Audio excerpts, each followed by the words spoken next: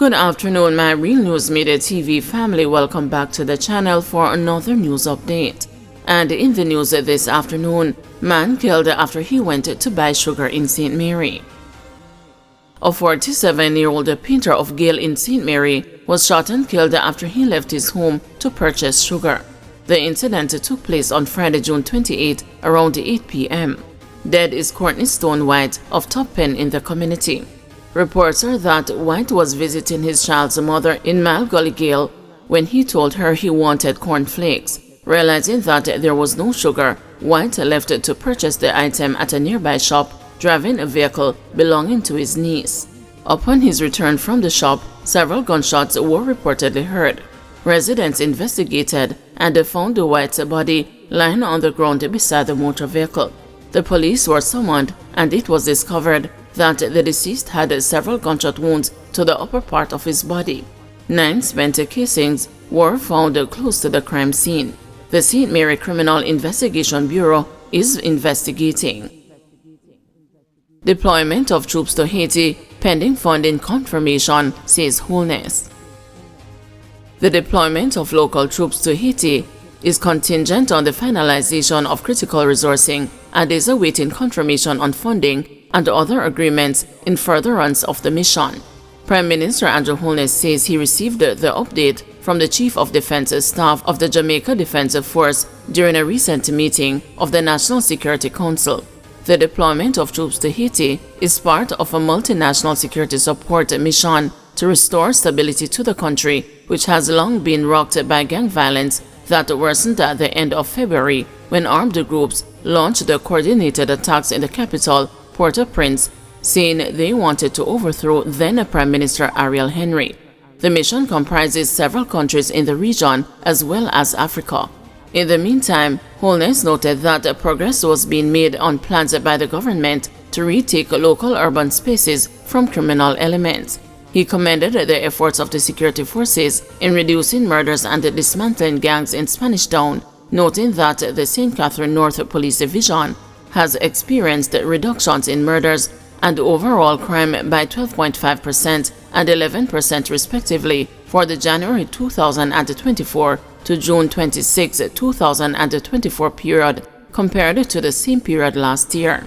During the meeting, Holness further noted that there is a general improvement in the national security of the country, but reminded council members that new threats continue to emerge for which we must remain vigilant and proactive.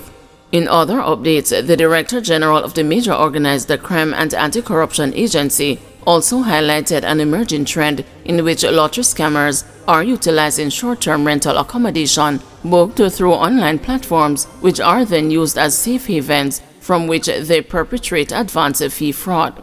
The public is therefore being cautioned to exercise great care in vetting potential renters of their properties. Lottery scamming and connected offenses represent breaches of the Law Reform, Fraudulent Transaction, Special Provisions Act 2013, Cybercrimes Act 2015, and the Proceeds of Crime Act 2007, and are all punishable offenses under the law.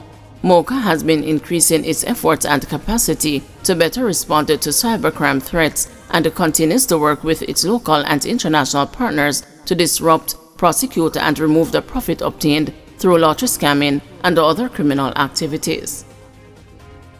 Police told to no longer ticket drivers not actively engaged with their cellular phones.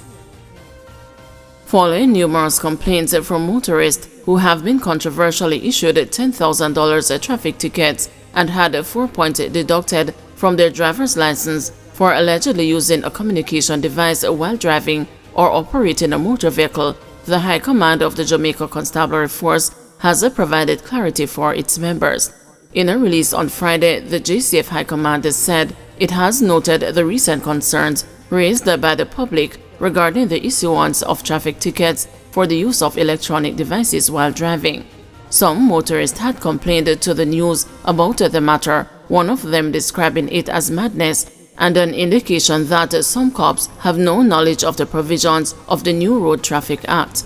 We understand the importance of ensuring road safety and minimizing distractions, which is why the Road Traffic Act 2018 was enacted. However, we also recognize the need for clarity and fairness in the enforcement of this law, said the High Command. Since February 1, 2023, the JCF, through the Commission of the Road Traffic Act 2018, has been empowered to issue traffic tickets to individuals using cellular phones and other electronic devices while driving. This initiative aims to enhance road safety and reduce crashes caused by driver distraction. However, we have received several complaints about instances where motorists have been ticketed under circumstances that do not constitute a violation of the law. These include having a cell phone in a lap, pocket, passenger seat, or middle compartment, using a phone after pulling off the road and stopping the vehicle, having a phone mounted on the dashboard for navigation purposes, added the High Command. It said in response to the concerns, it has issued detailed guidance to members of the GCF to ensure that the traffic tickets are issued only in situations that align with the provisions of the Road Traffic Act 2018. The High Command noted that drivers should only be prosecuted if the device is seen in their hands or if they are actively engaging with the device, for example, dialing, texting, and watching videos. Drivers can be prosecuted if using a device while in a live traffic lane, even if stopped at a light. Mounted devices displaying live images can also lead to prosecution. We want to assure the public that we are committed to fair and just enforcement of the law. The JCF High Command has taken immediate steps to rectify any misapplications through internal communications and guidance to our personnel. JCF members who fail to adhere to these guidelines will be subject to disciplinary actions, the High Command added. Holness says new legislation needed to regulate online spaces. Prime Minister Andrew Holness says new legislation is needed to create a safe online space where the freedom and the rights of all Jamaicans can be respected and the integrity of information and the transactions are secure. Holness was speaking after a recently concluded meeting of the National Security Council. His statement follows a recent declaration that his government will be taking steps to begin clamping down on the proliferation of false information on social media platforms. The Prime Minister said the Council discussed the legislative gaps relating to cybercrimes and the misuse of social media platforms, which has created new threats and challenges to the safety and the security of citizens and the state.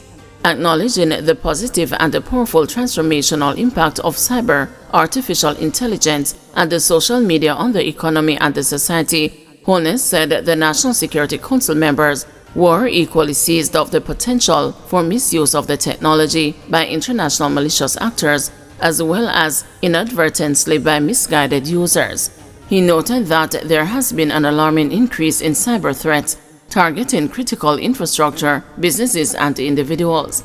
The Prime Minister said the threats range from public mischief, reputational damage, harassment and bullying, and extortion to attacks on the banking and the financial systems and the state entities.